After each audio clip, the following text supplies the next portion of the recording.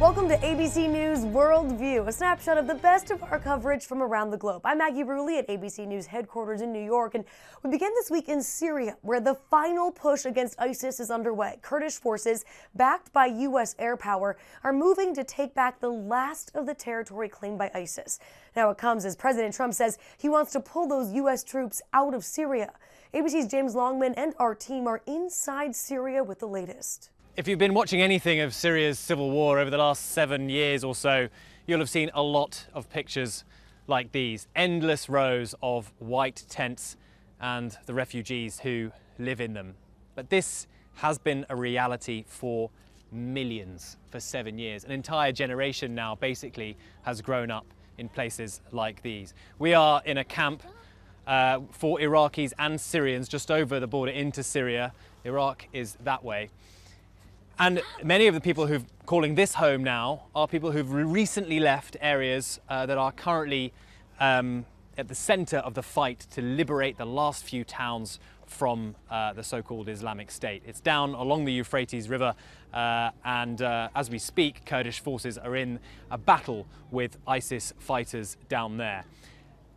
When people are able to finally leave those towns, they come north to stay in refugee camps like these. But amongst the needy, Kurdish forces have to find jihadis posing as civilians. That is a real risk now. The State Department says something like 20,000 jihadis remain across this region. And just because ISIS, the caliphate, is being dismantled from an area which was roughly the size of Indiana, the organization remains, seeping, melting back into the civilian populations, ready perhaps to launch an insurgency once US troops leave here.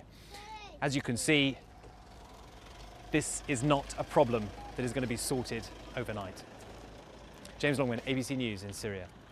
To Venezuela now, where protests continued this week. Embattled President Nicolas Maduro continues to block much-needed U.S. assistance from crossing the Colombian border. Here's freelance journalist Cody Weddle with more. I'm Cody Weddle in Caracas, where Juan Guaido, he has set the date. He has said that on February 23rd, several tons of aid on the Venezuela-Colombia border will enter this country. He made the announcement at more massive anti-government protests where tens of thousands of Venezuelans once again turned out to hear him announce the plans for the coming days.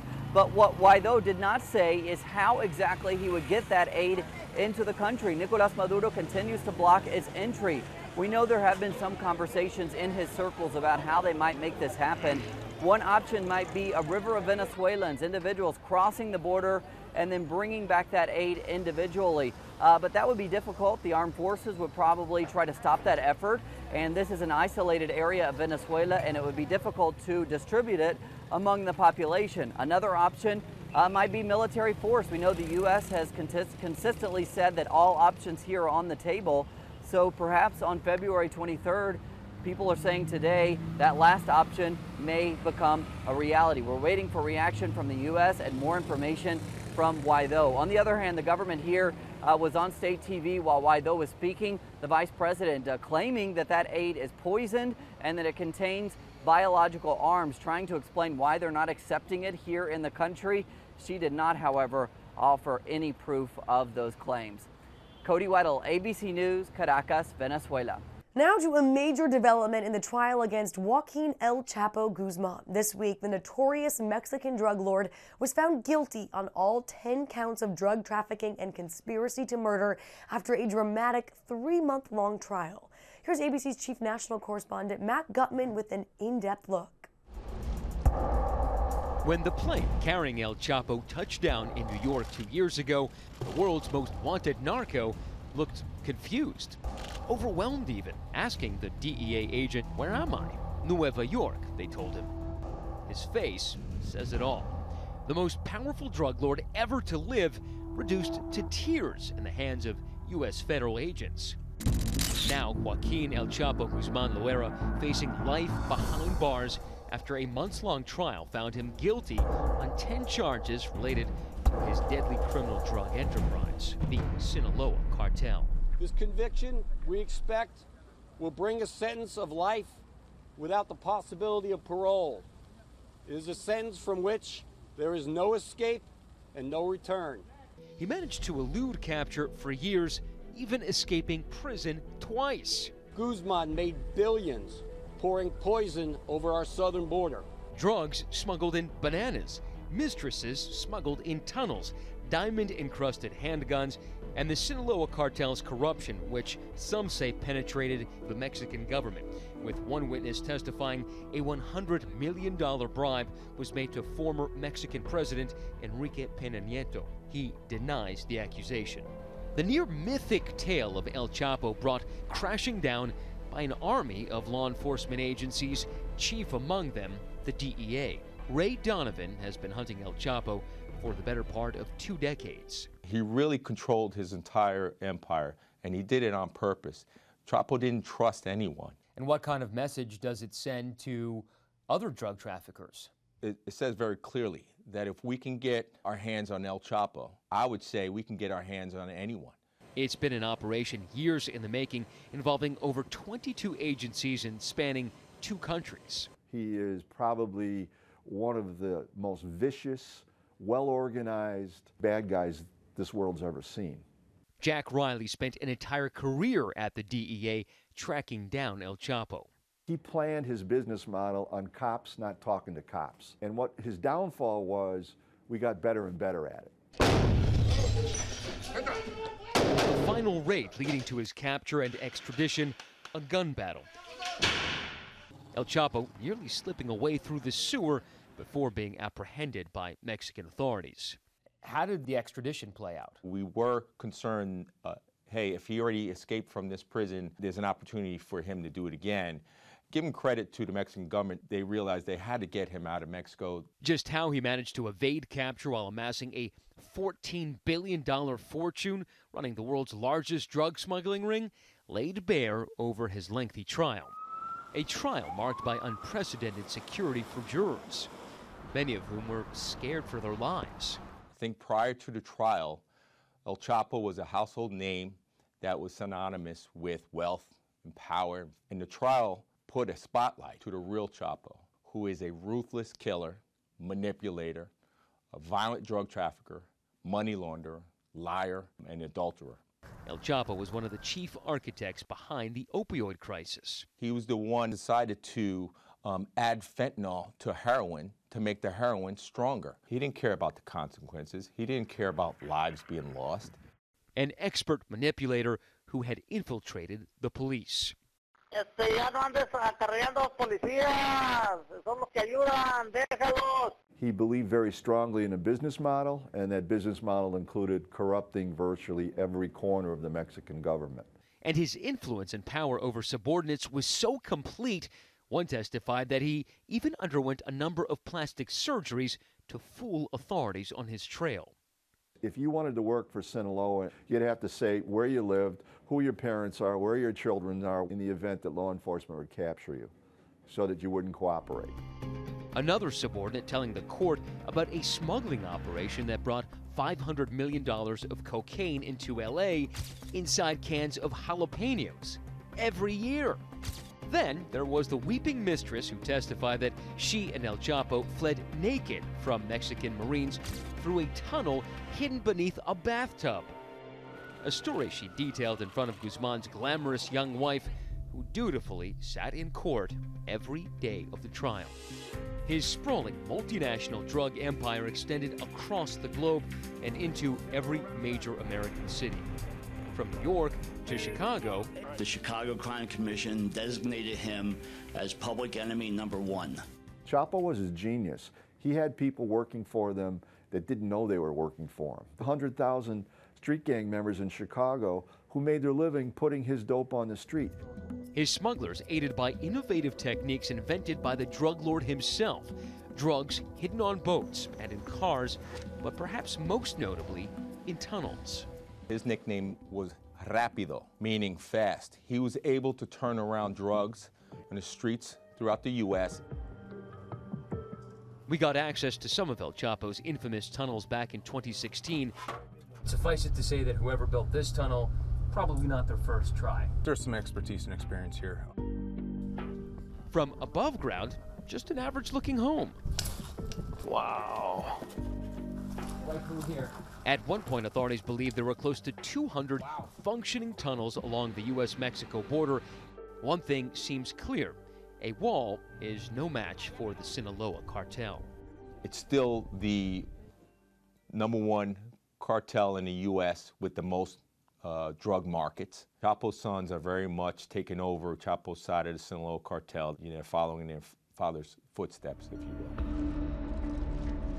Until the end, El Chapo maintained his innocence, his defense team only putting up one witness to the prosecution's 56. The defense claiming he was the victim of an elaborate conspiracy. Now 61, the notorious drug lord has run out of escapes. He exchanged a thumbs up with his wife before being escorted out of the courtroom.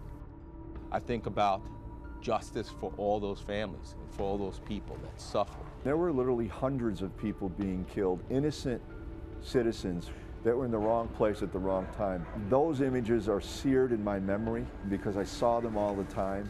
Chapo was responsible for that.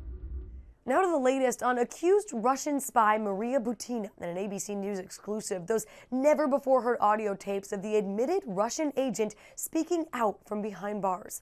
Here's ABC's Kira Phillips in Alexandria, Virginia with the details.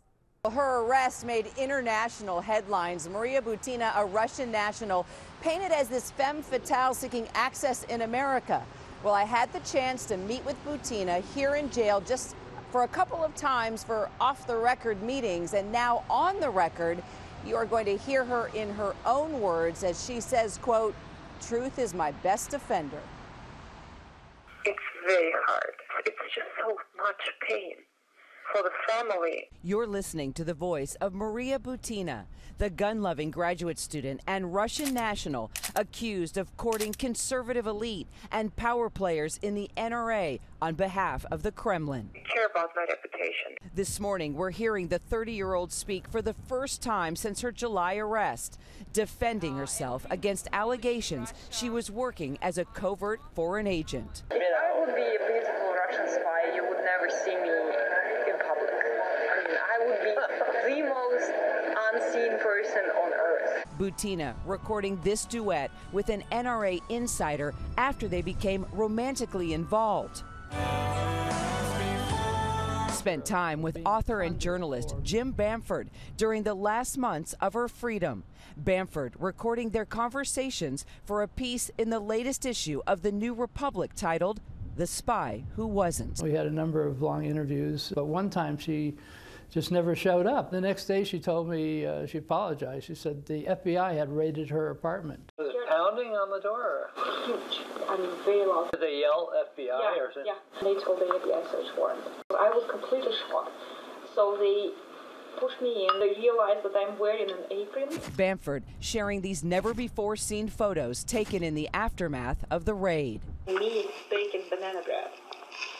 That was the picture. She was really frightened by it all. After Butina was arrested, her conversations with Bamford continued from behind bars. So I eat in my cell, I exercise in my cell, I read, I sleep, I do everything. I am locked for 22 hours. I get 2 hours at night to do everything, including shower. In December, Butina cut a deal with federal prosecutors, pleading guilty to conspiracy to act as a foreign agent. But Bamford believes she's just looking for a way out.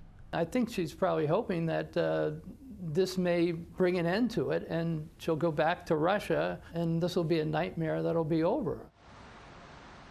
And interesting to note, Butina also told Bamford she was never interviewed by Special Counsel Robert Mueller's office as part of the investigation into Russian election meddling.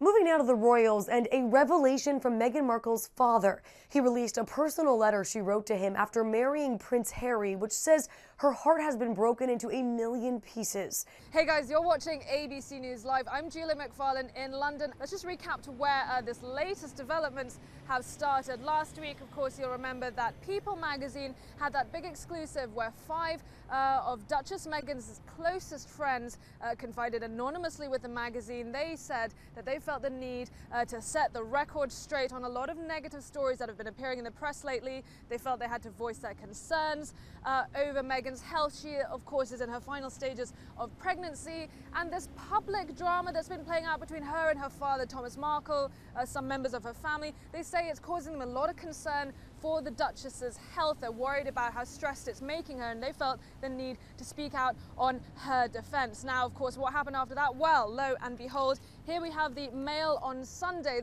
and in it they said that they had a bombshell letter which they got from Thomas Markle, Meghan's father. It is a handwritten 5-page letter from Meghan where she reportedly got in touch with Thomas Markle shortly after her wedding last year to Prince Harry. In this letter, she begs her father, she says, "If you love me, please stop lying and exploiting my relationship with my husband." She starts off with, "Daddy, it's with a heavy heart that I write this, not understanding why you have chosen to take this path, turning a blind eye to the pain that you're causing." What she's referring to is the fact that Thomas Markle has told the media that Meghan and Harry never reached out to him. In this letter she says, you know, "Why are you saying this? I reached out to you so many times. I tried to call you. You never picked up." Thomas Markle telling the Mail on Sunday that this very painful letter from Meghan Markle was like a dagger to his heart. Now, of course, this is playing out as Meghan is continuing to make that transition from a member of the public, from a public figure in her own right, to a member of this very ancient institution that is the royal family, with their own particular ways of doing things and handling things, especially like the media. So, of course, this public spectacle that is being played out, we'll see what the latest developments are. We'll stay with them and we'll bring you the latest news. Thanks for watching. I'm Julia McFarlane in London. Stay with us on ABC News Live. Sticking with the royals, this week the Duchess of York, Sarah Ferguson, is weighing in on the cyberbullying that Kate and Meghan have found themselves in the middle of. She says the online baiting is similar to what the media did with her and Princess Diana. Here's ABC's Ariel Reshef with more. Sarah Ferguson opening up in a candid letter in Hello magazine, taking aim at what she calls the sewer of social media. In what many royal watchers see as a not-so-veiled reference to a media-driven divide between Duchess Meghan and Duchess Kate. Fergie writing, "Women in particular are constantly pitted against and compared with each other in a way that reminds me of how people tried to portray Diana and me all the time as rivals, which is something neither of us ever really felt." She absolutely is referring to the treatment of Meghan and Kate. Certainly there are parallels between the relationship that Kate and Meghan have and Diana and Fergie had. The pointed essay by the Duchess of York, an endorsement of the Hello to Kindness campaign, an effort to quell toxic online bullying, something Fergie says can take a lasting toll. This isn't about freedom of speech. The truth is, it's not acceptable to post abuse or threats on social media or news sites, she writes, adding, "It's not acceptable to troll other people viciously online." Fergie, not the only one condemning the harsh scrutiny. Duchess Meghan's good friend George Clooney with this ominous warning at a press panel in Australia. She's a woman who is 7 months pregnant, and she has been pursued and vilified and chased in the same way Diana was, and it's history repeating itself. We've seen how that ends. In recent months, social media swirling with hateful comments, fanning an alleged feud between the royal sisters-in-law. It's safe to say that when the Duchess of York and the Princess of Wales were around, social media didn't exist, and this was always being played out in the newspapers. Nowadays, we're seeing something very similar online with their fans pitted against each other. Fergie ending her commentary with a call for compassion. Let's all try to think before we post. Let's all try to treat each other a little more gently. And royal watchers say the bullying of Meghan and Kate has become so toxic that Kensington Palace, which controls their social media, has actually been forced to delete some of the comments. And now that Fergie is no longer a senior royal, she's free to have her own Instagram, her own Twitter, and it seems like she's stepping up to the plate. And now a look at some of the videos from across the globe that have caught our attention this week. And first up, a man trying to make the world a better place by making it a little less hangry. We got chips, we got peanuts. This is Jeremy Patton. He decided that if you want to make people happy, just give them free snacks. Turns out it actually works. Jeremy filled up a grocery cart full of food and strolled around Ontario, Canada, handing out free snacks to strangers. He had peanuts, he had chips, he had gum. All of it was free. Now, many people were in shock, just saying, "Are you for real?" Others were simply incredibly grateful. He says his only mission here was to inspire others to carry out good deeds. I love that. How nice is that? I want to start this free snack giveaway in our newsroom. I think everyone would love me. Do you agree? There's cheers. There's cheers. Everyone would love me. Great idea, Jeremy. All right, now in this next video, I think this shark maybe thought the human was a free snack. What? No, this video's insane. That was way too close of a call for me. The camera is literally inside the shark's mouth. Now, this incredible close encounter happened off the coast of the Bahamas when one of the divers held out his GoPro and the shark bit down. But get this, the diver said he was never concerned because according to him, hammerhead sharks are harmless to divers as long as they don't act crazy. But dude, I feel like you were kind of acting a little crazy. That is terrifying. All right, let's check in on colder climates now. And do you ever wonder what you could do in Quebec for fun in the winter? Well, one guy decided to channel his inner Mary Poppins, just grab an umbrella and go for a ride. Look at him. He picks up some speed across that ice. Here's a pro tip, though. He says be careful what umbrella you choose because his first trial was with a garden umbrella and it did not go quite as well. All right, last up, step aside, Grumpy Cat. Meet Grumpy Koala. Look at that face. He's giving quite the stink eye. So apparently 2 friends were playing video games in southern Australia when they heard a tapping at the door. One went to investigate, but instead of a person, they see this little guy tapping on the glass with his claws and then peering through the cat flap. They say they thought maybe he needed help or something, so they put out water for him, but it turned out he just wanted to come by and say hi. Isn't that adorable? Just a little hello, hello. All right, that's going to wrap it up for here at ABC News Worldview in New York. I'm Maggie Bruley, and here are some of the best photos from around the globe.